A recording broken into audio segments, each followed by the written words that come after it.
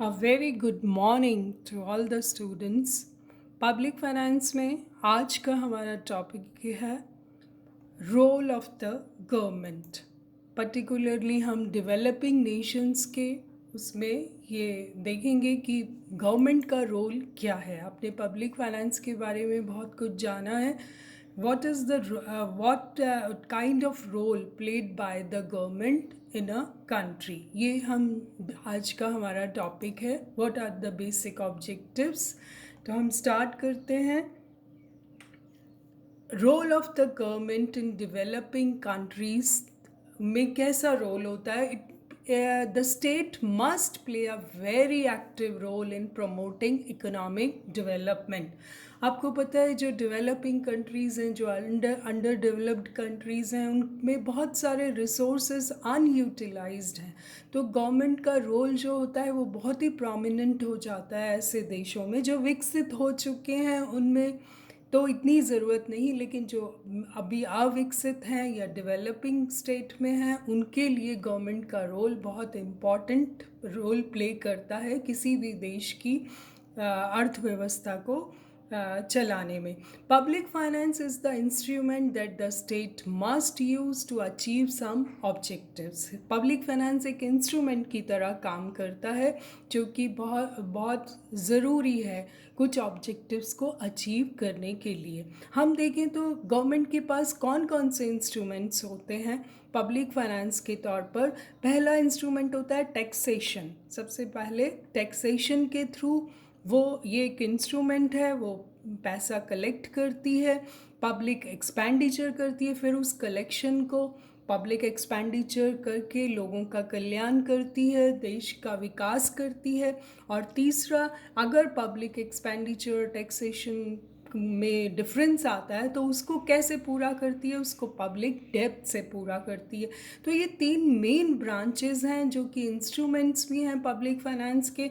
हम आने वाले दिनों में, आने वाले चैप्टर्स में एक एक को बहुत डिटेल से पढ़ेंगे। फ़िलहाल हम पढ़ते हैं what are the objectives of the government in a primarily we are studying in developing countries. तो सबसे पहला जो ऑब्जेक्टिव है वो है कैपिटल फॉर्मेशन, यानी कि पूंजी निर्माण।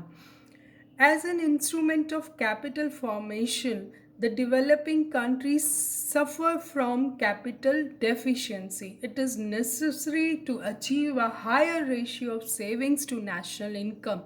The state has the duty to mobilize resources for economic development. For this we need a higher ratio of savings. जब तक savings नहीं होंगी, how will you promote capital formation? और दूसरी जो स्ट्राइकिंग फैक्ट है कि the poor do not have resources and rich people are indulge in conspicuous consumption, that is demonstration effect. आप मैक्रो में पढ़ते हैं, डेमोन्स्ट्रेशन इफेक्ट आपने पढ़ा है। उसकी वजह से जो कि पुअर कंट्रीज़ में रिच पीपल हैं, they do a lot of consumption.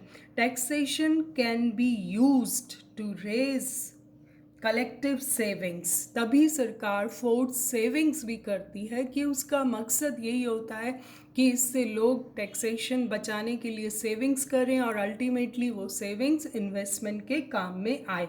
when this happens, when voluntary savings are not forthcoming, the government generates fourth saving through taxation. तो आपने सुना ही है कि टैक्सेशन का लेवल चेंज होता रहता है। तो this way taxation is nothing else but force savings, है ना। उसी के जितना सेव करेंगे उतना लेस टैक्सेशन लगेगा। टैक्सेशन पॉलिसी कुछ इस तरह से बनाई जाती है। नेक्स्ट हम देखें तो a tax is a collective saving which is available for capital formation through the government. तो ये पूरी का पूरा पैसा जो सेविंग में जाता है वो कहीं ना कहीं कैपिटल फॉर्मेशन करता है। A tax cuts down the consumption and helps in checking the inflation. आप जानते हैं कि जितना ज़्यादा कंजम्पशन होगा उतना ही इन्फ्लेशन होता है। अगर अनलिमिटेड हो जाए तो इन्फ्लेशन जो है वो और भी ख़राब है। आपने नर्स की का नाम सुना होगा जिन्होंने डिस्गाइज्ड अनएम्प्लॉयमेंट पे काम किया और अंडर डेवलप्ड कंट्रीज़ की जो छुपी हुई बेरोजगारी है उस पर उन्होंने अपने बहुत सारे वर्क किया उस पर। तो उनका कहना है कि public finance assumes a new significance in the face of the problem of capital formation in underdeveloped countries. Because infrastructure develop करने के लिए आपको बहुत सारा पैसा चाहिए होता है और उसके लिए आप कब तक बाहर डिपेंड रह सकते हैं, वो आपको अंदर से ही सेविंग्स करवा के और उसे डाइवर्ट करना होता है कैपिटल फॉर्मेशन के लिए। तो हम देखें कि मोबिलाइज रिसोर्सेस जो हैं वो बहुत बड़ा ऑब्जेक्टिव है आजकल की मॉडर्न गवर्नमेंट्स का। Then we see the next as an instrument for regulating consumption and production. You very well know कि in democracy there's dislike for direct control. लोग पसंद नहीं करते हैं रेगुलेशन बाय द स्टेट की टैक्सेस और कोई विलिंगली इस आगे नहीं आता है। The people expect incentives in the form of tax concessions, rebates, subsidies. हर चीज़ में उन्हें कंसेशन चाहिए, सब्सिडीज़ चाहिए। Through appropriate fiscal measure, it can discourage unproductive investment and encourage productive investment only through indirect methods. Indirect control से ही जो सरकारें हैं वो ये काम करती हैं, वो कंजम्पशन को भी कंट्रोल करती हैं और प्रोडक्शन को भी, ताकि प्रोडक्शन कभी भी अनप्रोडक्टिव ना हो। देन नेक्स्ट जो है वो है matching physical development. A physical plan must balance financial plan. हम रोज़मर्रा की भी ज़िंदगी में देखते हैं कि जब तक आपके पास पैसे नहीं हैं तब तक कोई भी प्लान सक्सेस नहीं होता। तो हकीकत यही है कि we need money. Balance between the supply of consumer goods and the purchasing power बहुत बड़ी प्रॉब्लम है अवेलेबल। वही बैलेंस करती है। आपके पास अगर सप्लाई ऑफ कंज्यूमर गुड्स नहीं है और मार्केट में बहुत सारी परचेजिंग पावर आ गई है, लोगों के पास पैसा आ गया है, तो डेफिनेटली वो इन्फ्लेशन को राइज कर देगा।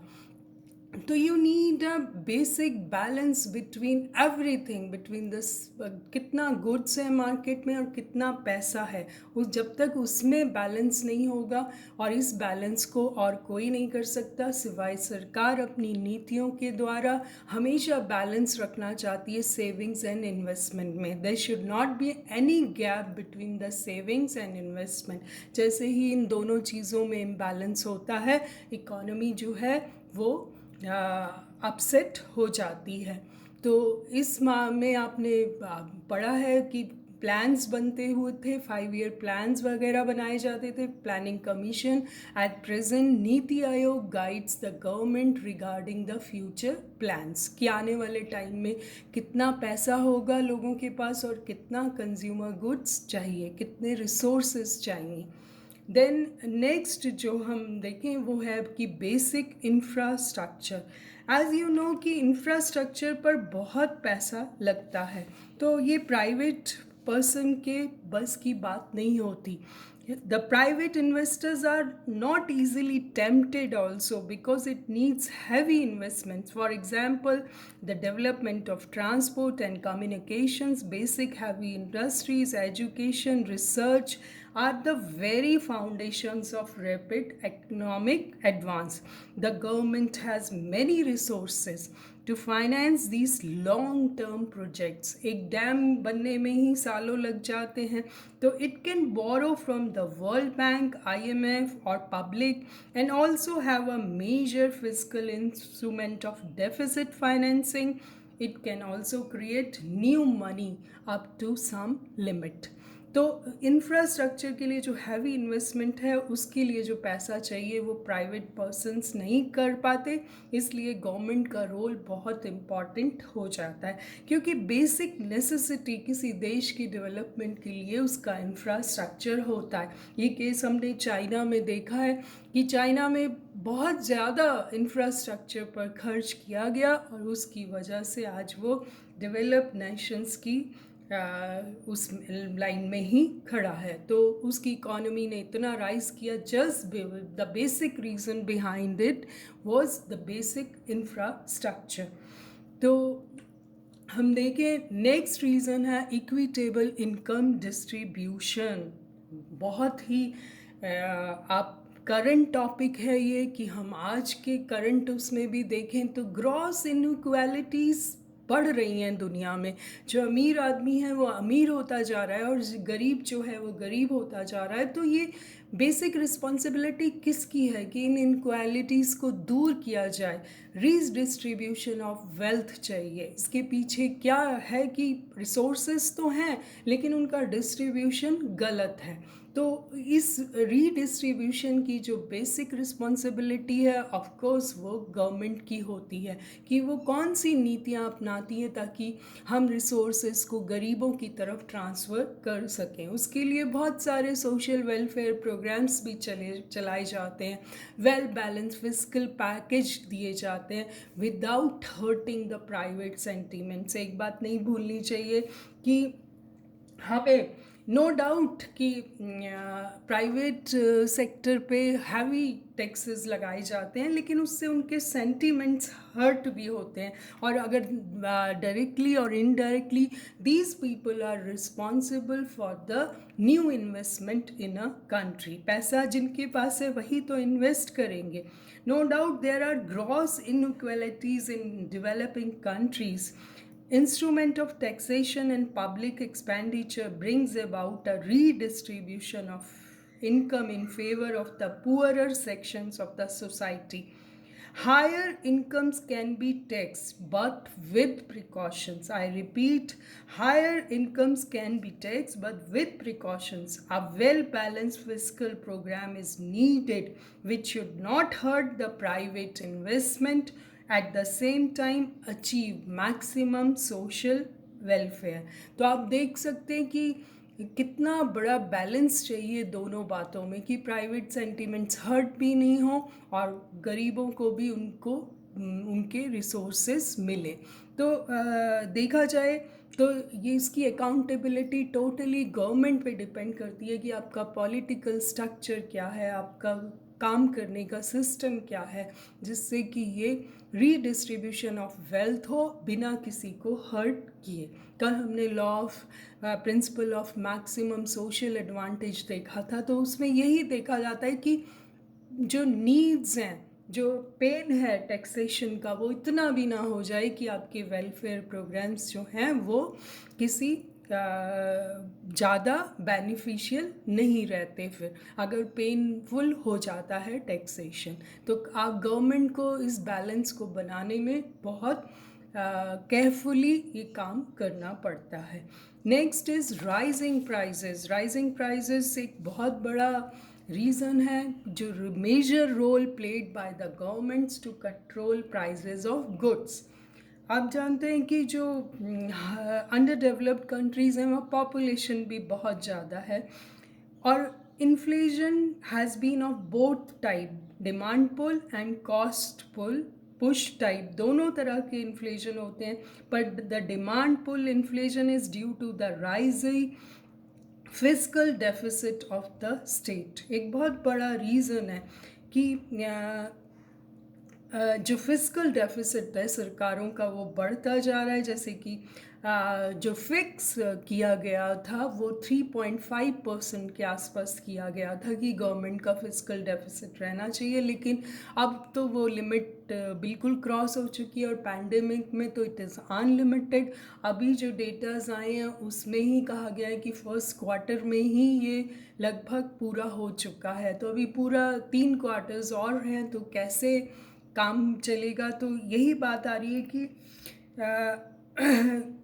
इस चीज़ को देखते हुए अगर हम देखें तो राइजिंग फिस्कल डेफिसिट की वजह से होता क्या है कि लोगों की परचेजिंग पावर, जब सरकार बहुत ज़्यादा पैसा, मनी सप्लाई बढ़ जाती है तो लोगों के पास बहुत सारा पैसा आ जाता है और उस पैसे से कंजम्पशन डिमांड बढ़ जाती है। डिमांड बढ़ती है तो फिर गुड्स है नहीं तो डेफिनेटली उससे क्या होगा, इन्फ्लेशन होगा, जो कि बहुत ज़्यादा हर्ट करता है किसी इकोनॉमी को और अनबैलेंस भी कर देता है कभी कभी इकोनॉमी को। तो we should keep fiscal deficit under control, एक गवर्नमेंट की ये बेसिक रिस्पॉन्सिबिलिटी है। 1991 का डेटा देखें तो it was 8.3% of GDP, just imagine. और 2004-05 में देखें तो ये 6.1% ऑफ जीडीपी था, जबकि आईएमएफ ने जो रिकमेंड किया है it is about 3% of GDP. और जो हमने अपने लिए एक डायरेक्ट प्रिंसिपल के लिए मतलब माना है वो है 3.5% ऑफ जीडीपी। तो अच्छा है कि हम इसको कंट्रोल रखें, तभी हमारी इकोनॉमी बैलेंस रहेगी। Last but not the least, increasing productive public expenditure. Public expenditure should be in productive fields. The less privileged class or anti-poverty programs such as construction of rural public works, employment guarantee schemes, primary education and public health will greatly help this vulnerable section of the society. In fact, international experiences have shown that active public expenditure policies aimed at raising the consumption of poor are more effective in promoting equity as compared to taxing the rich. Very important कि ऐसा माना गया कि rich को tax करने से अच्छा है कि हम और तरीक़ों से कंजम्पशन, पुअर पीपल का कंजम्पशन बढ़ाएं, उन्हें सब्सिडीज़ दे के, उन्हें फिजिकल पैकेज देकर, ताकि जो प्रोडक्ट हमारा जो पब्लिक एक्सपेंडिचर है, जो लोगों का पैसा है, वो कहीं भी अनप्रोडक्टिव नहीं हो और ना ही प्राइवेट सेंटीमेंट्स को एडवर्सली हिट करे। क्योंकि आप उनसे ज़बरदस्ती पैसा लेकर अगर अनप्रोडक्टिव यूज़ में लगाते हो तो ये hurts adversely private sentiments, private people. It should not be wasted on unproductive projects. तो क्योंकि वैसे भी you have scarce resources होते हैं कंट्री के पास, और अगर वो भी unproductive यूज़ में चले जाते हैं तो it badly affects the state of the economy. The expenditure on primary education and public health is also considered productive. आजकल आप जानते ही हैं ह्यूमन रिसोर्स डेवलपमेंट के नाम से जितना भी पैसा एजुकेशन में, हेल्थ में काम आता है, उसे भी अब प्रोडक्टिव माना जाता है। वो डेवलपमेंट प्लान के अंतर्गत हमने इंक्लूड कर लिया है एजुकेशन और हेल्थ को। तो ये ऐसे तो there are numerous functions of the government, but ये जो 6-7 फंक्शंस हैं ये बहुत इम्पॉर्टेंट हैं for the role of the government in a developing country. We'll continue tomorrow. Thank you so much.